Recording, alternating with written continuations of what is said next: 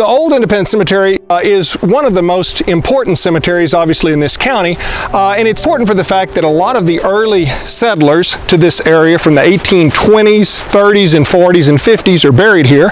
Also contains a great number of Baylor associated people, from either students who were in attendance at Baylor, to professors that were taught at Baylor, to trustees and officials that were with the Baylor University administration.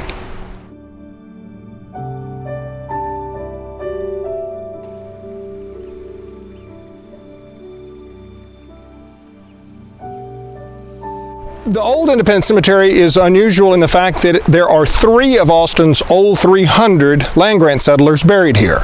And other than the State Cemetery, I know of no other cemetery in Texas that has that many old 300 interments.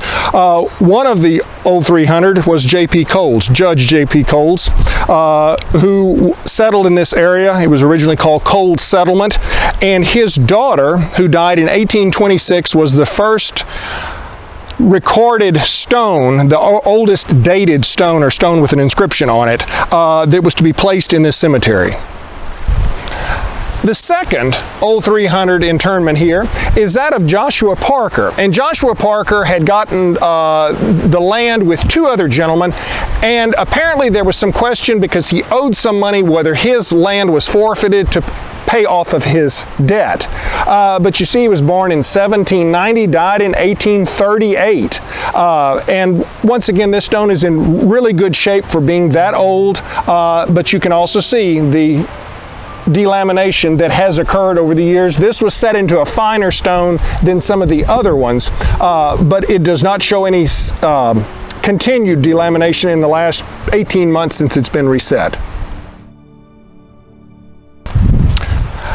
The third stone of Austin's old 300 interred members here is that of Shubal Marsh and his wife.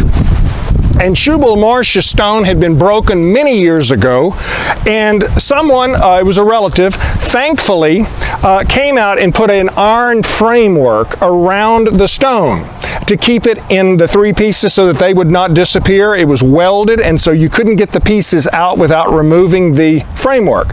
At some point, though, that's not the best solution to conserving the stone, so I cut the framework away and dug it out, and took the 3 pieces and cleaned it, epoxied it, and then infilled what I could to cover up the joints. The stone was then cleaned. And so Shubal Marsh, once again, was important in this area. He had married one of the Pitts. I think his wife was a Pitts, and they lived out toward William Penn in the Bluff area.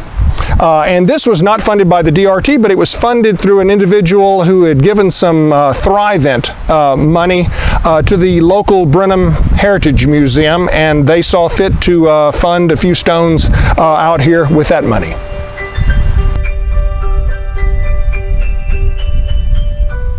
Shubal Marsh's stone is one of white marble. Marble was started use in the late 1850s.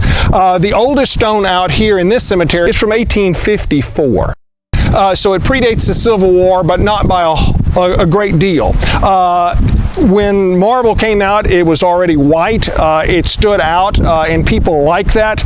And so from the 1860s, after the Civil War, up until probably the 19-teens, about the First World War, marble was the choice of stone carvers and monument companies pretty much nationwide. It is durable. It can be more durable, it usually is, than sandstone, but not in all cases. There can be some erosion of the surface and so forth, and Shubal Marsh's stone is kind of an odd shaped. It's almost like a musical instrument of sorts. It's not, that's not a frequently seen shape.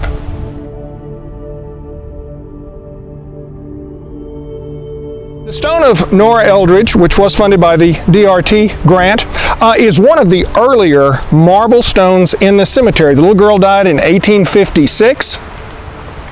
She was 3 years and 8 months old. This stone is in really, really good shape for being that age. The willow tree motif at the top with the lamb. The lettering is a combination of both raised lettering and inset lettering, which is somewhat unusual. This is not normally seen. But this stone is very hard, it's very firm. It did not have a limestone block base, which the later stones, as in the Shubal Marsh stone, did. This stone is set directly into the ground. It was originally set that way, and so this stone also was replaced back into a surround of the crushed rock.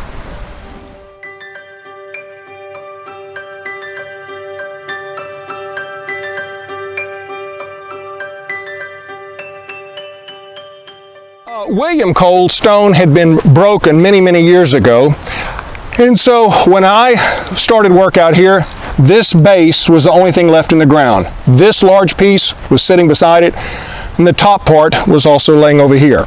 So once this was put level and plumb into the ground, this section was epoxied on, and that was allowed to cure for about a week, and it was in the summertime, and then this portion was epoxied to this.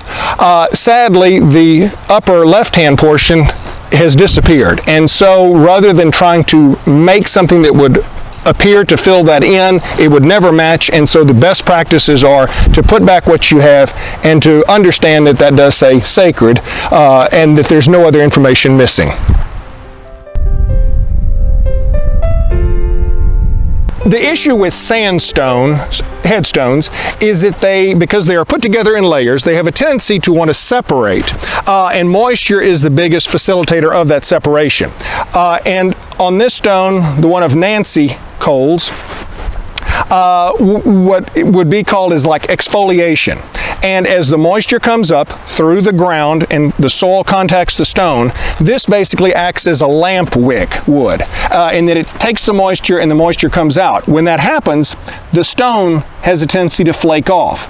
And this stone 50 years ago was totally legible. So in the last 50 years, from here downward, has flaked off. This little stone is the one of Emily Coles, who was the first one buried out here in 1826. The records from 1970 by Nate Winfield give us the date. Her death date is no longer readable on this, as the last layers have flaked off. To conserve these stones, research has shown the best practice is to remove them from the soil, wash all the dirt off of the stone as much as possible, and then put a collar or a surround on the bottom as well as all sides of crushed rock. And what that does is it basically insulates the stone from the ground moisture coming from the soil and going up through the stone. This creates kind of like a barrier, if you will. And so all of these stones have had that done, and there's normally about a 3 to 4 inch surround all the way around and also on the bottom.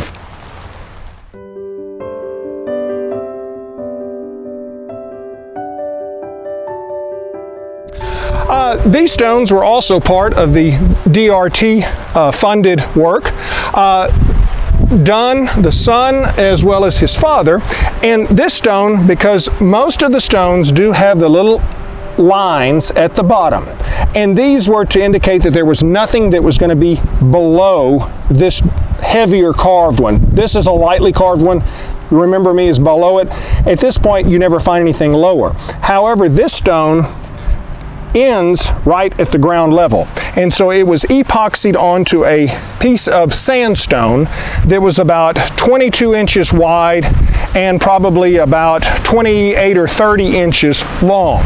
And so this stone, because it could not sit in the ground, it could not be replaced into a collar of gravel, was basically set on top of the ground, and it will remain that way, so it also does not take any ground moisture up through it. The stone of William Roberts it's nothing out of the ordinary, except that it was in pretty good shape, and the original line to where it was set was right along here, where you can see the kind of darker area. The ground was up to here. So when I removed it from the soil and I washed it off, I noticed that there were two initials, NP. And so I got to thinking, because he had died in 1865, and many of the stones are carved with the same lettering and the same layout as this stone. And I thought NP, and lo and behold, NP is Nathan Parkins. And Nathan Parkins was a local stonemason in the Independence community. And he had a child, and his wife died, and then he moved off to Bedice, Texas. And in contacting one of his descendants, the lady did confirm, she said that he had related to somebody in the family that he had done stone carving in the Independence area. And he left here in about 1868 or 1869, and so all of the stones that have his lettering style and so forth at that point cease, which would tell you that most of the stones that look like this were probably carved by Nathan Parkins. The stone of Mary Ann, wife of Nathan Parkins, you see that we had just talked about the Robert stone that he had carved, and this obviously shows that he took a great deal of time to do this for his wife. It is a much larger stone. It's fairly ornate. It does relate where she was born in England, and she was interred here on the 29th of August, 1867. She was only 32 years old. And he even did add some inscription down here. Most of it is still there. However, we've missing probably the remainder of this line and the final line down there due to the delamination. This stone was also reset into the crushed rock, so it's hopeful that nothing more will happen to it in terms of the stone delaminating.